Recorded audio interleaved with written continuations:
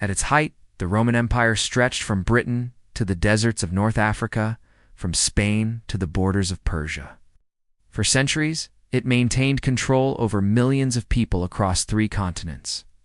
But by the 5th century, the Western half of this empire had fragmented into smaller kingdoms. So a question historians have long studied is not why Rome fell in a single moment, but how such a vast system gradually lost the ability to sustain itself. The decline of Rome was not the result of one catastrophic event. Instead, evidence suggests it emerged from the slow accumulation of pressures that the empire's institutions could no longer manage. Understanding this process requires looking beyond dramatic narratives and examining the underlying systems that held Roman society together. One factor historians point to is the strain on the empire's economy. By the 3rd century, Rome faced mounting costs. The military required constant funding to defend thousands of miles of frontier. Infrastructure demanded maintenance. Administrative systems grew more complex and expensive. To meet these needs, emperors repeatedly debased the currency, reducing the silver content of coins. This triggered inflation, making trade less stable and eroding confidence in the monetary system. At the same time, agricultural productivity appears to have stagnated in many regions. Soil exhaustion, overuse of land, and possible climate shifts reduced yields. Some research indicates that cooler, wetter conditions in certain periods may have affected crop reliability. When harvests fell short, food prices rose, creating hardship for urban populations who depended on grain supplies. The tax system, which funded the entire imperial structure, came under strain as well. As economic conditions worsened, collecting taxes became more difficult. Local officials often struggled to extract revenue from struggling rural communities. In response, the central government increased pressure on tax collectors and landowners, creating resentment and, in some cases, resistance. Over time, this cycle weakened the bond between the state and its citizens. Administrative complexity also grew as the empire aged. Managing such a vast territory required layers of bureaucracy. Decisions that once moved quickly through the system now took longer. Corruption became more common as officials sought to supplement inadequate salaries. Regional governors sometimes prioritized their own interests over those of the central authority. This erosion of institutional trust made coordinated action harder to achieve. Social inequality widened during the later empire. Wealth concentrated among a small landowning elite, while many small farmers lost their independence and became tied to large estates. Urban workers faced rising costs and uncertain employment. These divisions reduced social cohesion and made it harder for the empire to mobilize collective effort in times of crisis. The military, once Rome's greatest strength, also changed over time. Recruiting Roman citizens became more difficult as population growth slowed in the empire's core regions. The army increasingly relied on soldiers from frontier areas and beyond, some of whom had limited connection to Roman culture or institutions. While many served loyally, the shift altered the military's relationship with the state it defended. Meanwhile, external pressures mounted. Groups beyond the frontiers, some displaced by larger migrations from Central Asia, sought entry into Roman territory. Rather than sudden invasions, these movements often involved negotiation, settlement, and gradual integration.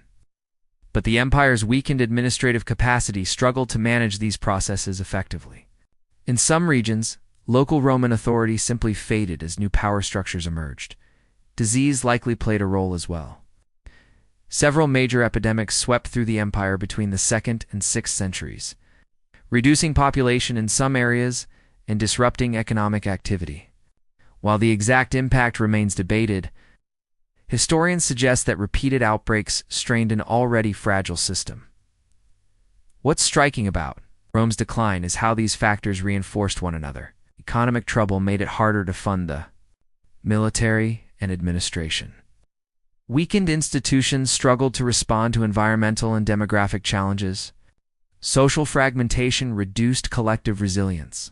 No single problem caused the empire's end, but together they created conditions that Rome's traditional structures could not overcome.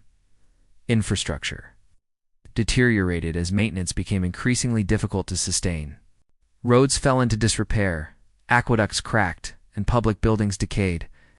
The trade networks that once connected distant provinces contracted as travel became less safe and less economically viable.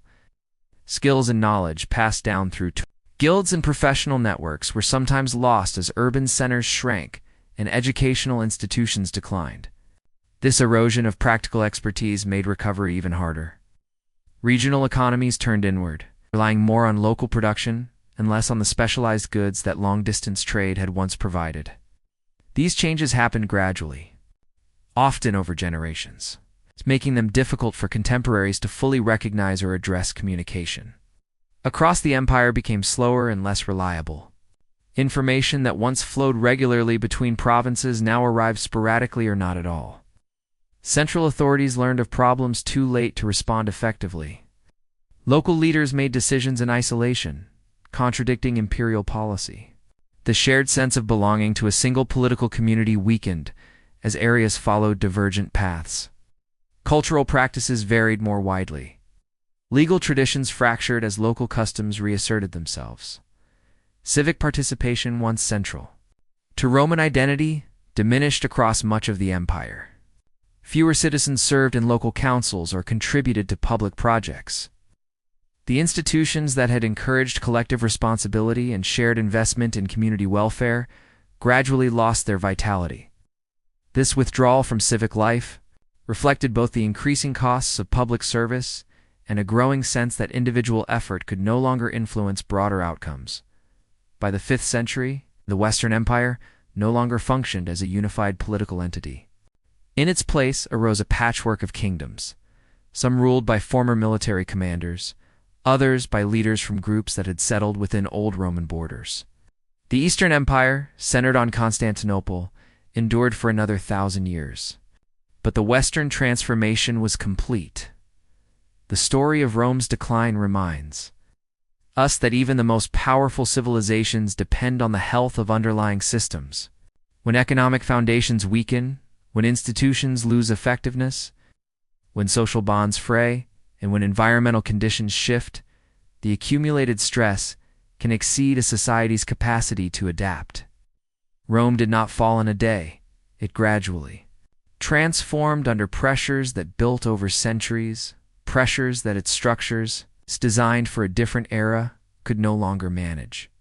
The lesson is not one of inevitable doom, but of the importance of recognizing when systems require renewal, and the consequences when that renewal does not come.